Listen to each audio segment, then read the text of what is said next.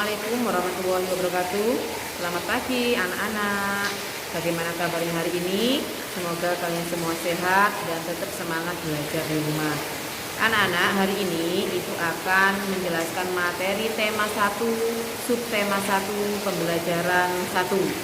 Adapun tujuan yang akan dicapai, yang pertama adalah siswa mampu mengidentifikasi gagasan pokok dan gagasan pendukung dari teks secara mandiri. Kemudian yang kedua, siswa mampu menjelaskan cara menghasilkan bunyi dari benda-benda yang ada di sekitar kita. Nah, sebelum belajar, kita berdoa terlebih dahulu. Bismillahirrahmanirrahim. Anak-anak, tahukah kalian bahwa Indonesia terdiri atas banyak pulau, suku bangsa, agama, bahasa, rumah adat, dan pakaian, namun tetap dalam satu wadah Negara Kesatuan Republik Indonesia atau NKRI. Nah, salah satu contoh keberagaman yang dimiliki oleh bangsa Indonesia yang pertama adalah pakaian adat, rumah adat, alat musik, dan juga acara atau kegiatan adat seperti pawai budaya. Nah, sekarang silahkan dibuka buku halaman 1, sebuah bacaan tentang pawai budaya.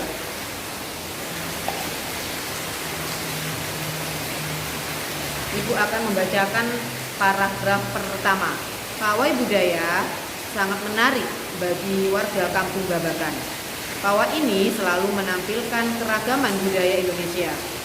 Udin dan teman-teman tidak pernah bosan menanti rombongan pawai lewat. Tahun ini mereka datang ke alun-alun untuk melihat pawai tersebut. Kakek Udin pun terlihat sabar menanti. Terdengar suara gendang yang menandakan rombongan pawai semakin dekat. Nah, sekarang tentukan gagasan pokok dan gagasan pendukung. Tahukah kalian apa itu gagasan pokok dan gagasan pendukung? Nah, Ibu akan menjelaskan. Gagasan pokok adalah ide utama yang dibahas dalam suatu bacaan. Bisa berupa kalimat inti atau pokok paragraf. Sedangkan gagasan pendukung adalah uraian atau tambahan informasi untuk gagasan pokok. Nah, jadi paragraf pertama, gagasan pokoknya adalah pawai budaya sangat menarik bagi warga Kampung Babakan. Sedangkan gagasan pendukungnya adalah pawai ini selalu menampilkan keragaman budaya Indonesia. Nah, kalian tahu bahwa paragraf berdasarkan letak dan pikiran utamanya dibagi menjadi 3 macam. Yang pertama adalah paragraf deduktif. Paragraf deduktif merupakan paragraf yang kalimat utamanya terletak di awal paragraf. Kemudian yang kedua adalah paragraf induktif.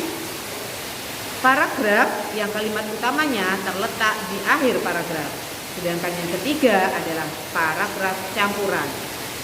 Paragraf yang kalimat utamanya berada di awal dan di akhir paragraf. Nah, sekarang kalian tahu ya pengertian untuk gagasan pokok dan gagasan pendukung. Anak-anak, Indonesia memiliki 34 provinsi dan setiap provinsi memiliki keragaman kebudayaan yang berbeda-beda.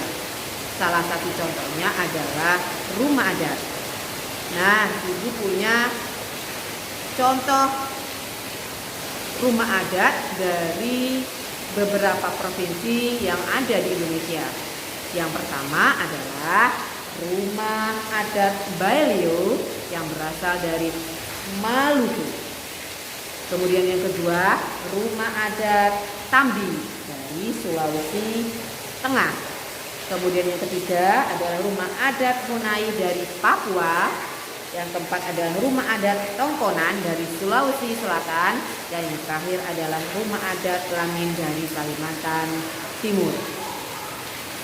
Selain rumah adat, Indonesia juga kaya akan alat musiknya.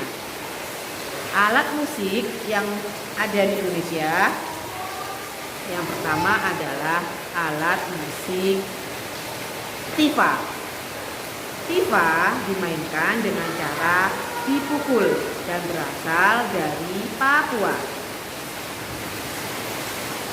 Saluang adalah alat musik yang dimainkan dengan cara ditiup yang berasal dari Sumatera Barat. Yang terakhir adalah alat musik gendang yang dimainkan dengan cara dipukul yang berasal dari Jawa Barat. Nah, di lingkungan sekitar kita ada juga alat musik yang bisa menghasilkan bunyi. Ya, di sini ada dua alat musik. Yang pertama adalah gitar, yaitu dengan diketik, kemudian piano dengan cara ditekan.